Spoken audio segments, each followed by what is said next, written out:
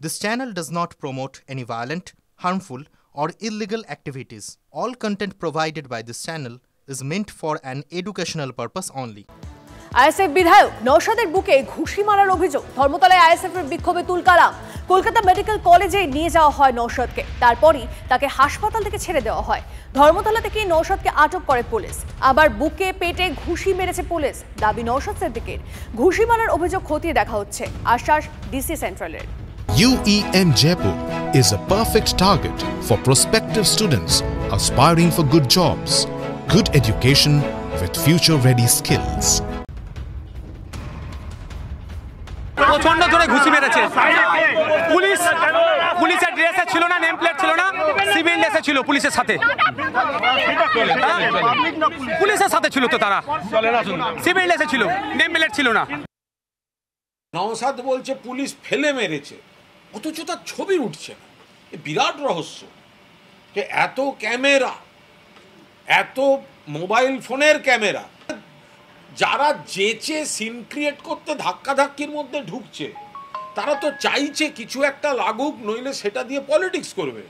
কিন্তু এই যে ফেলে মেরেছে নওশাদকে, তার ছবি, সে ছবি কই?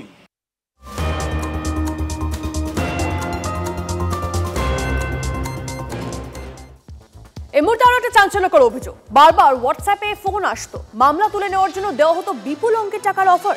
কুণাল ঘোষের বিরুদ্ধে এবার সেই সব স্ক্রিনশট সামনে আনলেন তিলোত্তমার বাবা মা। এদিনই তিলোত্তমার বাবার বিরুদ্ধে আদালতে মানহানির মামলা করেন কুণাল ঘোষ। রাজ্য ও কুণাল ঘোষের বিরুদ্ধে সিবিআইকে টাকা দিয়ে তদন্ত ধামাচাপা দেওয়ার অভিযোগ এনেছেন তিলোত্তমার বাবা মা। তিলোত্তমার বাবার অভিযোগকে চ্যালেঞ্জ করে মামলা কুণালের। সেই মামলায় এবার স্ক্রিনশট নিয়ে লড়বেন তিলোত্তমার পরিবারের আইনজীবী। পাল্টা তিলোত্তমার পরিবারকে তোপ দেখেছেন কুণাল ঘোষ। আপনারা যে বিষয়টা বলেছিলেন যে সিবিআই এর সঙ্গে সেটিং করতে উনি গেছিলেন, হ্যাঁ, তদন্ত হোক না, এই বিষয়টা নিয়ে তদন্ত হোক, তারপরে উনি করেননি সেটা প্রমাণ হোক, তারপরে বলবেন আমাদের। আপনাদের কাছে প্রমাণ আছে? অবশ্যই আছে, বললে আমরা বলবো কেন? এবং আমাদের সাথে উনি টাকা দিয়ে রফা করার একটা চেষ্টা করেছিলেন উনি।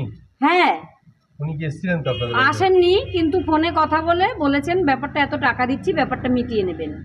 তাহলে তারপরেও একটা জিনিস দেখাই ছোট্ট করে, বেশি দেখাতে পারবো না, কারণ দেখুন রেগুলারলি 9 তারিখে আমি ব্লক, 9 তারিখে আমি ওনাকে ব্লক করে দিয়েছি। সেই আগে উনি করেছেন নাকি তাও বলতে পারছি। কি বলেছেন? উনি প্রচুর মেসেজ আমাকে পাঠান। কুণাল ঘোষ কি বলেন? প্রচুর মেসেজ পাঠান, বিভিন্ন রকম কথাবার্তা বলেন, বিভিন্ন রকম আমাদের মানে আমরা যে ভুল পথে যাচ্ছি কিনা সঠিক পথে যাচ্ছি সে সমস্ত অনেক কিছু পরামর্শ দেন। এই সমস্ত হচ্ছে উদ্দেশ্য, আমাদের একটা অ্যারেঞ্জমেন্ট করে যাতে আমরা যে বিচারের জন্য যে আন্দোলন লড়াই চালাচ্ছি সেই লড়াই থেকে আমাদের সরিয়ে নেওয়ার একটা পরিকল্পনা, আর কিছুই। জেল খাটা আসামি, তার আবার মানহানি, এটা ওই মাসের মায়ের পুত্রশোক আছে না, ব্যাপারটা ওরকমই হয়েছে। আমাদের কেউ কিছু থেকে সরাতে পারবে না, আমাদের সব হারিয়ে গেছে, কিন্তু বেঁচে আছি শুধু মেয়ের বিচারের জন্য, ওটাই আমাদের দৃঢ় প্রতিজ্ঞ। কোনো ভয় দেখালে কিছুই হবে না। আমি যা হোয়াটসঅ্যাপ আপনার সঙ্গে বিনিময় হয়েছে, আপনি মাননীয় বিচারককে পুরোটা দিন, আর পুরোটা ওইভাবে এরকম করে না দেখিয়ে প্রিন্ট আউট করে সাংবাদিকদের দিয়ে দিন। সবাই দেখুক যে কুণাল ঘোষ অভয়ার বাবাকে কি লিখেছেন, কি লিখেছেন। আপনাদের প্রতি শ্রদ্ধা সম্মান আছে, কিন্তু আপনাদের ঘিরে যে রাজনীতিটা হয়েছে, কুণাল ঘোষ সেই রাজনীতিটার প্রতিবাদ করেছে। যে বা যারা আপনার কাঁধে বন্দুক রেখে আপনাকে এসব শেখাচ্ছে, তৈরি হয়ে আসবেন। আমার বিরুদ্ধে যা ডকুমেন্ট আছে, যা প্রামাণ্য আছে, আমি ইনভাইট করে আনছি, নেমন্তন্ন আমি করছি কোর্টে, আমার এগেনস্টে এসে কোর্টে জমা দিন। এই ধরনের কথা বলা যায় না, বিশেষ করে অভয়ার বাবাকে তো বলাই যায় না।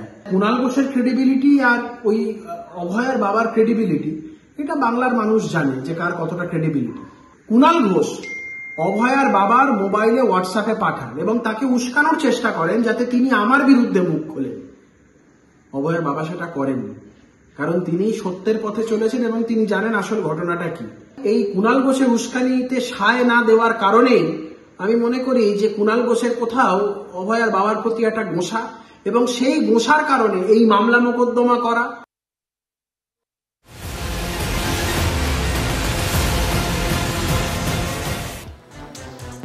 খেজুরিতে দুই অস্বাভাবিক মৃত্যুতে চাঞ্চল্যকর বোন, টাকা দিয়ে মুখ বন্ধের চেষ্টার অভিযোগ তৃণমূল ব্লক সভাপতির বিরুদ্ধে। মারাত্মক অভিযোগ মৃতের পরিবারের। অভিযোগ ভিত্তিহীন বলে বিদ্যুৎস্পৃষ্টের তথ্যই তুলে ধরেছেন অভিযুক্ত নেতা।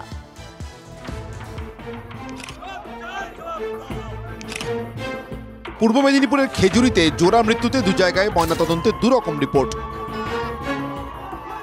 এই নিয়ে বিতর্কের আবহে এবার মারাত্মক অভিযোগ মৃতদের পরিবারের। তাদের অভিযোগ টাকা দিয়ে মুখ বন্ধের চেষ্টা তৃণমূলের।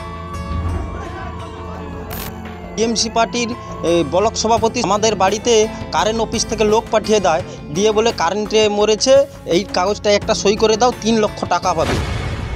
গত মাসে খেজুরির ভাঙনমারি গ্রামে সুধীর পাইক ও সুজিত দাসের মৃত্যু ঘিরে রহস্য দানা বাঁধে। বিজেপি অভিযোগ করে দুষ্কৃতীদের হামলায় মৃত্যু হয় দুজনের। খুনের অভিযোগ তুলে বন্ধ ডাকে বিজেপি। তমলুক মেডিকেল কলেজে প্রথম ময়নাতদন্তের রিপোর্টে জানা যায় বিদ্যুৎস্পৃষ্ট হয়ে মৃত্যু। সেই রিপোর্টকে চ্যালেঞ্জ করে কলকাতা হাইকোর্টের দ্বারস্থ হয় দুই পরিবার।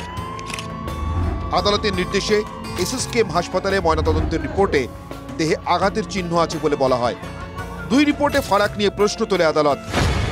আর দ্বিতীয় ময়নাতদন্তের রিপোর্ট আসার আগে পরিবারকে ভয় দেখানো ও টাকার টোপ দেওয়ার অভিযোগ খেজুরির দুই পরিবারের। টিএমসি পার্টির ব্লক সভাপতি শম্ভুদেব দাস আমাদের বাড়িতে কারেন্ট অফিস থেকে লোক পাঠিয়ে দেয়, দিয়ে বলে কারেন্টে মরেছে, এই কাগজটা একটা সই করে দাও, 3 লক্ষ টাকা পাবে। এইরকমও চেষ্টা চালাচ্ছে ওরা। একদম মিথ্যা কথা। কি বিভিন্নভাবে খবর টবর পাওয়া যাচ্ছে যে এই ঘটনাটা বিদ্যুৎস্পৃষ্ট হয়ে মারা গেছে। রাজনৈতিক নেতা হিসাবে হয়তো আমাকে দিয়ে দেওয়া হয়েছে। দুর্ভাগ্যের বিষয়ে আদালতের কাছ থেকে এই ধরনের অবজারভেশন, পর্যবেক্ষণ আমরা অনেকবার দেখেছি। আমরা চাই যারা নিয়ম ভাঙছে আদালত তাদের কারাদণ্ড দিক। ময়নাতদন্ত নিয়ে বিতর্কের আবহে খেজুরির জোড়া মৃত্যুতে নতুন বিতর্ক। কনিষ্ক মাইতির report, TV9 Bangla.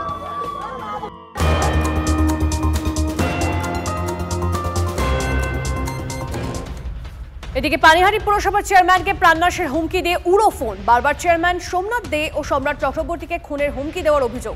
Police commissioner ও খড়দা থানায় অভিযোগ দায়ের। আতঙ্কিত পানিহাটি পুরসভার চেয়ারম্যান। ঘটনায় শোরগোল। কে বা কারা এই উড়ো ফোনে হুমকি দিচ্ছে, তদন্তে খড়দা থানার পুলিশ। প্রথম ফোনটা আমি ধরি, ধরার পর আমাকে এসবি টাউনের রাস্তা নিয়ে প্রথমে বলে, আমি তার অ্যান্সার করে আমি রেখে দিই। তারপর মধ্যে আপনি ফোনটা কেটে দিলেন কেন, আপনার সাথে কথা বলে আমাকে বিশদ আলোচনা নানান ধরনের, এবং তার যে গলার ভয়েস যা দেখলাম, এবং পাশে সম্রাট চক্রবর্তীও সাথে ছিল, আমার সাথে আমাদের ওয়ার্ডের অনেক ছেলে মেয়েরা ছিল। সম্রাটকে যে থ্রেট করেছে, যে গলার ভয়েস, এবং আমাকে যে ফোন করছে কথা বলছে, সেই একই নাম্বার, একই ফোন, এবং গলার ভয়েসও একই, এবং ইন্টারন্যাশনাল কল।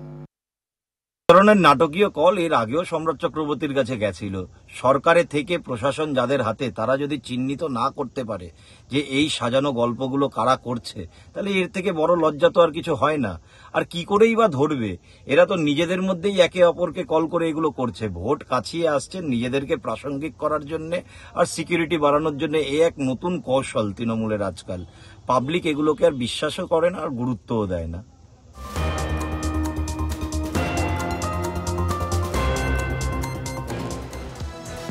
কাঞ্চন মল্লিককে এলাকায় পাওয়া যায় না, ওনাকে শুধু মোবাইলে দেখা যায়। হামাগুড়ি দিতে, নাচ গান করতে উত্তরপাড়ায় গিয়ে খোদ কাউন্সিলরের মুখ থেকে অনুযোগ শুনলেন ফিরহাদ হাকিম। আমাদের পাড়া আমাদের সমাধান কর্মসূচিতে উত্তরপাড়ায় গিয়েছিলেন পুরমন্ত্রী। কর্মসূচিতে দেখা মেলেনি স্থানীয় বিধায়ক কাঞ্চন মল্লিকের। ক্ষুব্ধ তৃণমূল কর্মীরা। বিধায়ককে কোনো কাজেই পাওয়া যায় না। ফিরহাদ হাকিমের কাছে ক্ষোভ উগরে দিলেন কাউন্সিলর। এ বিষয়ে কিছু বলতে চাননি পুরমন্ত্রী। এখনো কাঞ্চন মল্লিকের কোনো প্রতিক্রিয়া মেলেনি। দীর্ঘদিনই এমএলএ সাহেবকে আমাদের এখানকার স্থানীয় মানুষরা পায় না। আমরা তো রাজনীতি করি, আমাদের কথা ছেড়ে দিন। স্থানীয় কোনো মানুষই ওনার সাথে যোগাযোগ করতে পারে না। আমাদের বিধায়ক কোথায় আছে কেউ জানে না, কি করছে কেউ জানে। কিন্তু মাঝে মাঝে আমি ইয়েতে দেখে, আমাকে দেখায় সবাই মোবাইলে, কোথাও নাচ করছে, কোথাও ড্যান্স করছে, কোথাও হামাগুড়ি দিচ্ছে। এই হচ্ছে ওনার কাজ। উনি আগে ওইটাই করতো। দিদিমণি ওনাকে তুলে নিয়েছে, সোজা করেছিলেন, কিন্তু ওনার কোনো সোজা হয়নি। ওনার সে কোমর ভাঙা যে অবস্থায় ছিল, সেই অবস্থায় আছে।